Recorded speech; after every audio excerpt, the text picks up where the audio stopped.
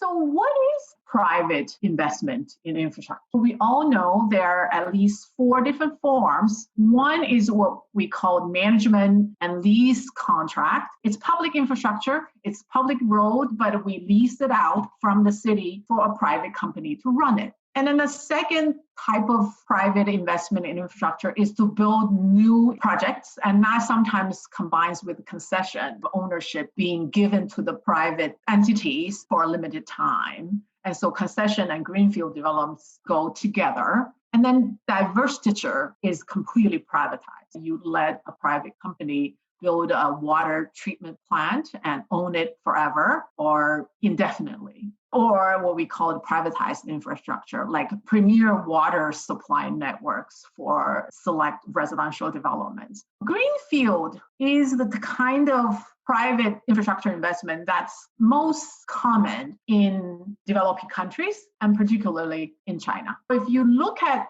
the different forms of greenfield development, there's build, operate, and transfer, BOT, build, operate, and own, BOO, which is basically divestiture. Essentially, these different forms gives the public sector different degrees of responsibility as well as risk. So the higher responsibility the public sector has, the less the risk. But if you give it to the private, if it's taken more of ownership, it's also higher risk. So it's a balance between whether public sector or private sector has more risk, or which side carried the burden of upfront investment. Wu explains the different types of risk associated with infrastructure investment that may present challenges for developing countries in Asia and the Pacific when searching for investors. Investors expect to achieve a little bit higher return if they're going into non-matured economies because of other risks. So it's actually kind of difficult for them to find projects that can guarantee those kind of returns.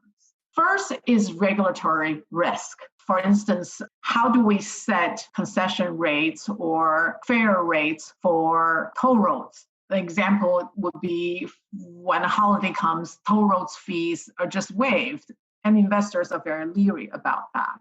Currency risks. Now, for China, there's control in terms of how much foreign currency or that are earned within the country can be taken offshore, right? So the currency risk is quite present.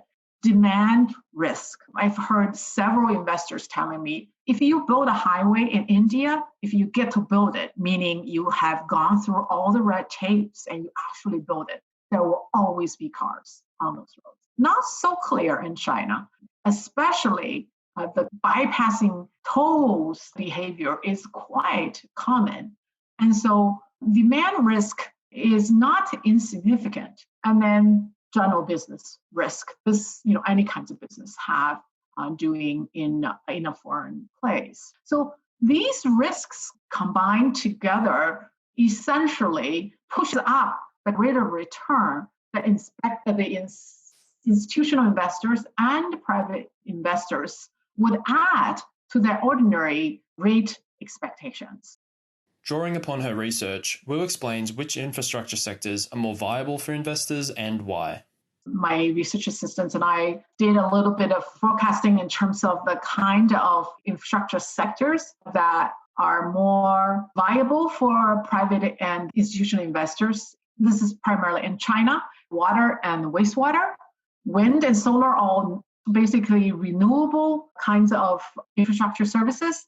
Parking, just as China is began to become very much automobile driven, parking is a big business and actually it's very profitable types of investment activities. And ports, it's not so much ports construction, but more ports operation. Those with the medium prospects are toll roads, because toll roads have been built out. And then district heating, solid waste, airports, but airports more subject to government and military control because airspace control in China. So they do not come quite as high on the investors' radar. Those with low on uncertain types of prospects in China tend to be shale gas, which is very expensive both to extract and to operate in China. And so it's very uncertain. non-renewable energy so as well because of the dominance of state enterprises and also the energy policies in China increasingly moving towards renewable energy. Wu concludes by highlighting the importance of building connections between investors and local governments to address infrastructure development needs in Asia and the Pacific. For a number of years now, green bonds and green investment is becoming much more important in these infrastructure space. And so those investors looking for more sustained long prospects will see green investment as being more fundamental.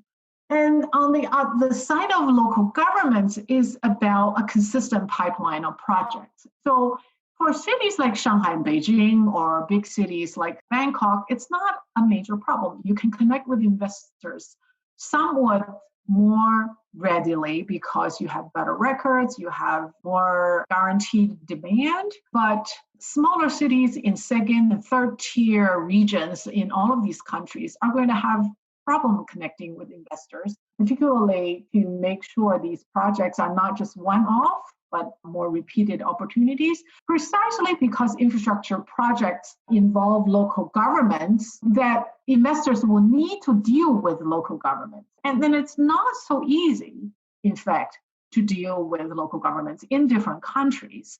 And repeated opportunities is really important, and networks are really important. And that, in a sense, speaks to the role of intermediaries and platforms. Intermediaries such as infrastructure investment or development banks, so the Asian Infrastructure Development Bank that was formed a number of years ago is an important platform because it connects investors and the local governments. A number of countries, for instance, Brazil and other countries have so-called national infrastructure banks.